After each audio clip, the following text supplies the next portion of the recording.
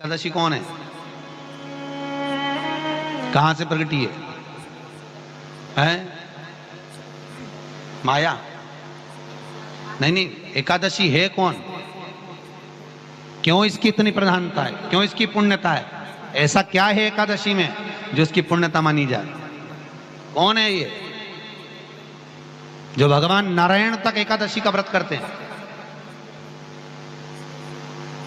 सुभद्रा जी को भगवान जगन्नाथ ने, जगदीश ने एकादशी का व्रत कराया था। बद्रीनारायण भगवान को माता लक्ष्मी ने एकादशी का व्रत कराया था। क्यों? चंद्रायण एकादशी व्रत की माता। एकादशी है कौन? तो कहा जिसको व्रत करने पर भगवान नारायण भी जिसका व्रत करते हो, भगवान माता लक्ष्मी जिसका व्रत करती हो, वो एकादशी है कौन? तो शास्त्र वर्णन करता है महाराज, स्कंद पुराण का सुंदर चातुर्मास्य खंड के अंतर्गत वर्णन आया है महाराज। एक बार भगवान विष्णु आनंद में विराजमान थे, पद्मावती और माता लक्ष्मी दोनों उनके पास में विराजी हुई थी। दोनों बैठी, भगवान लक्ष्मी और पद्मावती दोनों बैठी है, एक सिर के पास, एक चरण के पास। कुछ समय बाद वहीं पर ब्रह्मदेव का आगमन हुआ और ब्रह्मा जी आगमन पाकर भगवान नारायण पद्मावती से लगकर उठे और उठकर लक्ष्मी की ओर झुके। झुकने पर इन तीनों के समागम से भगवान नारायण के हृदय चित्त से एक कन्या प्रकट हो गई। उस कन्या का नाम एका था। क्या नाम था? एका।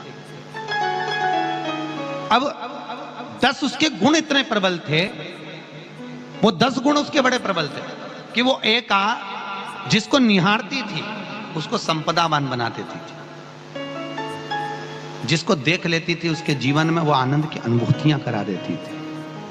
एका जिस मार्ग से जाती थी उस मार्ग के द्वार खोल देती थी। एका का पुण्य इतना पुण्य प्रखर। पद्मावती और लक्ष्मी ने कहा, महाराज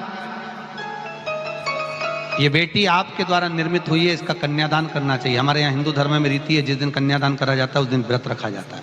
अब आजकल रखते कि नहीं रखते हो मालूम नहीं, और कन्यादान करते समय व्रत रखा जाता है। व्रत रखना, एका का कन्यादान करना है। भगवान बोले कन्यादान करें, किसको दें? एका किसको दी जाए? एका प्रदान किसको करी जाए? पुण्यता किसको दी जाए? भगवान नारायण ने उसी समय लक्ष्मी और पद्मा से पूछा, तुम बताओ। पद्मा लक्ष्मी दोनों एका से पूछी, एका बताओ इसका पुण्य हम आपका हस्त कमल आपको प्रदान किसको करें, हम किसको दें? एका कहती है पिताजी, भगवान से कहती है नाथ कृपा करिएगा मेरे को, अगर प्रदान करना चाहती हो, अगर मुझे देना चाहते हो तो एक काम करो, एक काम करो। यदि आप देना चाहते हो तो भगवान एक काम, माता ने कहा कि पिताजी अगर कुछ देना चाहते हो तो ऐसी कृपा करो, संसार के मनुष्य अगर मृत्यु लोक में आकर के अंदर 2 एकादशी का भी पुण्य भाग अगर ग्रहण करते हैं तो ये एका उनकी होती है और वैकुंठ का राह खोल देती है। इनके जाने से पहले अगर मैं प्रवेश करती हुई जाऊंगी और इनके मार्ग को सुलभ बनाती हुई जाऊंगी। वो एका 10 गुण के कारण एकादशी। सबसे पहला नियम एकादशी व्रत का, सबसे पहला नियम है कि आप जिस दिन व्रत करो उसके एक दिन पहले भक्ति का संचार इस हृदय में करो। भक्ति का संचार इस हृदय में कर लीजिए। जिस दिन आप व्रत करो, जैसे एकादशी का व्रत कर रहे हो तो दशमी के दिन शाम का समय जब आवे, रात्रि जब होने लगे, शाम का समय आवे और रात्रि का आप जब भोजन ग्रहण करो तो उस भोजन में कोई ऐसा पदार्थ ग्रहण मत करिए जिस पदार्थ के कारण आपकी एकादशी बिगड़ जाए।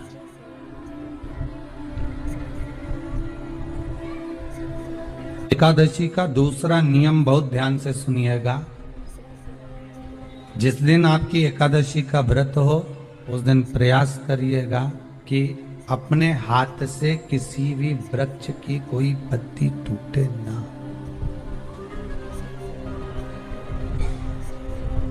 अपने हाथ से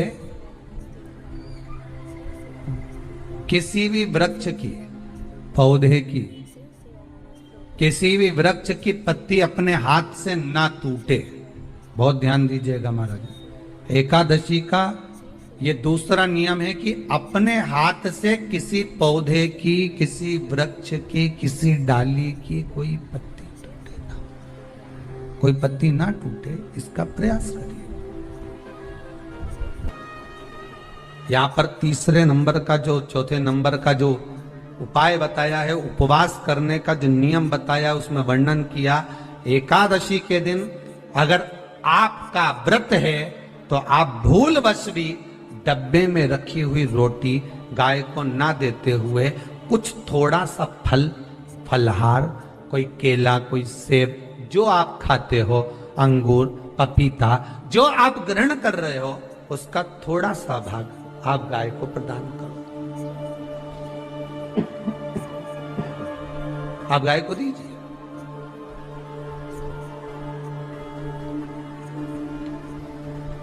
रोटी ही दी है, डब्बे में से निकाल के ले गई, गाय आई है, रोटी देना, देव मना नहीं। बाकी के दिन आप आपके बेटे से कह दो रोटी दिया बेटा जा, पर आप अपने हाथों से, आपका व्रत है तो आप फलाहार आप कर रहे हो तो फलाहार का ही दान गौ माता को दीजिए।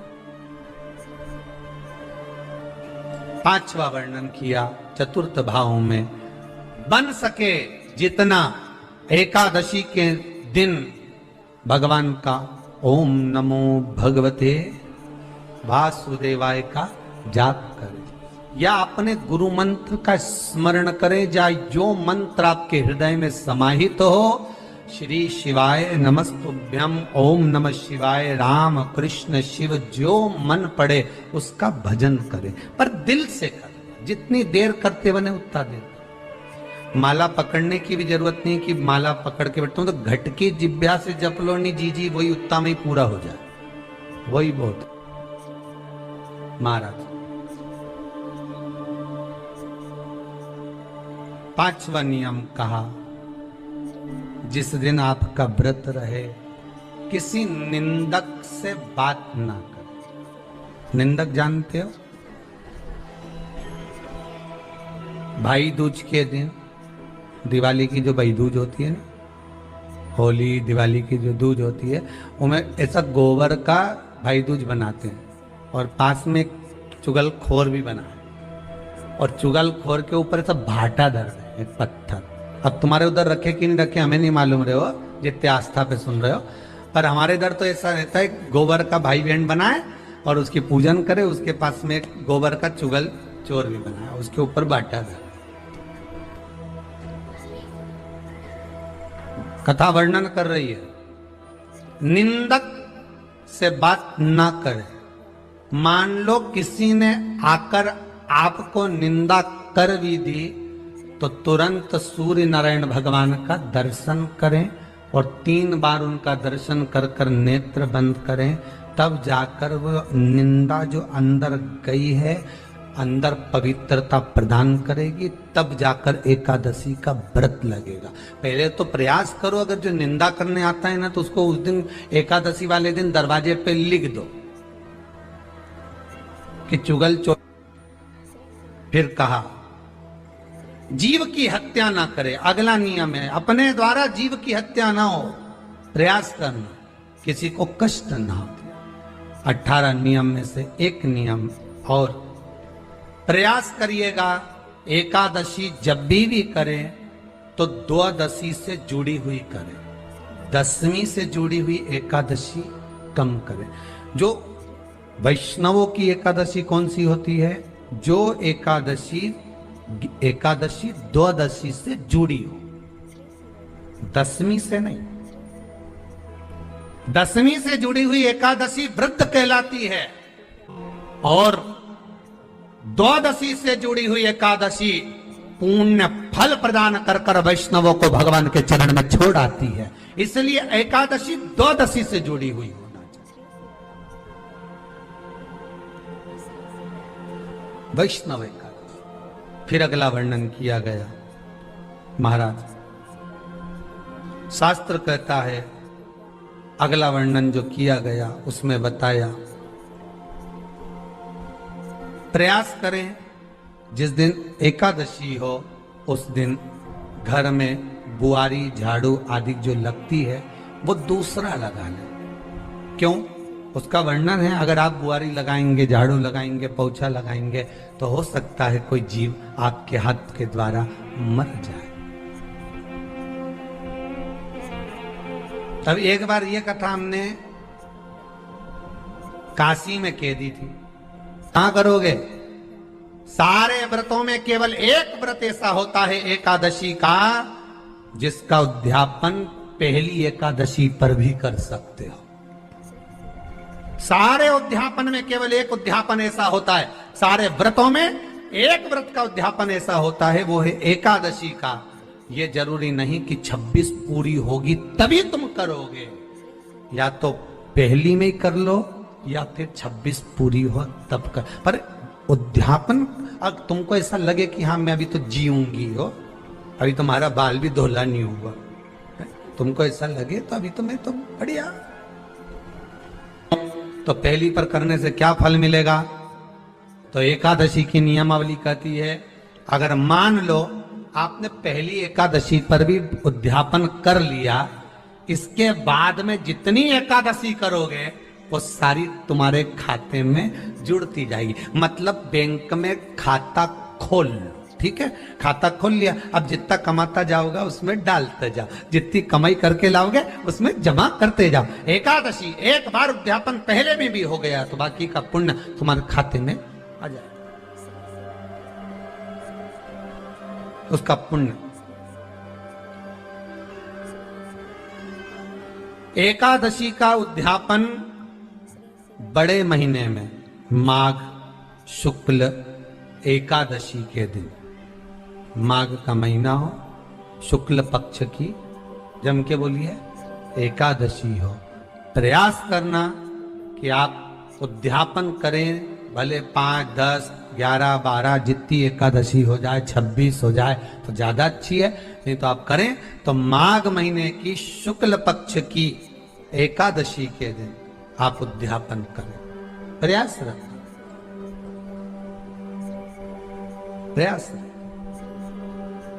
बड़े महीने के अंतर्गत जो उद्यापन, हाँ चतुर्मास के अंतर्गत उद्यापन नहीं होता एकादशी का, बहुत ध्यान दीजिए।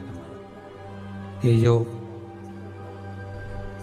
सावन भादो कुंवर कार्तिक जो 4 महीना होते हैं भगवान के शयन करने के, इसके अंतर्गत एकादशी का उद्यापन नहीं होता, और इसके अंतर्गत उद्यापन करना भी नहीं चाहिए एकादशी। एकादशी का उद्यापन माघ महीने की शुक्ल पक्ष की एकादशी के दिन आप बहुत प्रेम से आनंद के साथ करिए महाराज। परंतु एकादशी के उद्यापन में सबसे ज्यादा अगर कुछ जरूरी होता है तो 24 तरह का नैवेद्य जरूरी होता है। कितने तरह का? 24 तरह का नैवेद्य।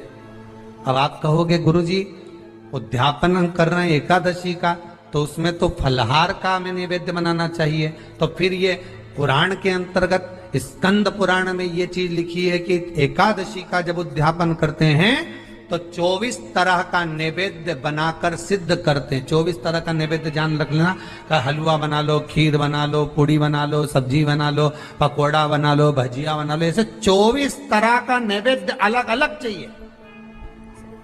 पर लोग क्या करते हैं, खोपरा पाक बनवा लेते हैं 1-2 किलो और 24 जगह रख देते हैं। स्वीकृत नहीं है। 24 तरह का नैवेद्य रखा जाता है। महाराज एकादशी के दिन भगवान का पूजन का पूरी तैयारी कर कर मंडल आदि बनवाकर विद्वान ब्राह्मण को बुलाकर कर्मकांडी ब्राह्मण को बुलाकर जो भगवत सेवा में एकादशी का उद्यापन कराए, उन ब्राह्मण के चरणों को नमन कर कर, प्रणाम कर कर एकादशी का पूजन करवाइए और उस मंडल की पूजन कराकर हवन द्वादशी को कराइए। एकादशी को हवन नहीं, एकादशी के उद्यापन का जो हवन होता है वो द्वादशी। शिव महापुराण की कथा सुनने से क्या मिलता है? हम कहते हैं शिव महापुराण की कथा सुनने वाले की दो चीजें बदल जाती हैं। एक, उसके दिन बदल जाते हैं और दूसरा, उसका दिल बदल जाता है। शिव महापुराण की कथा सुनने वाले के दिन भी बदलते हैं और दिल भी बदलता है।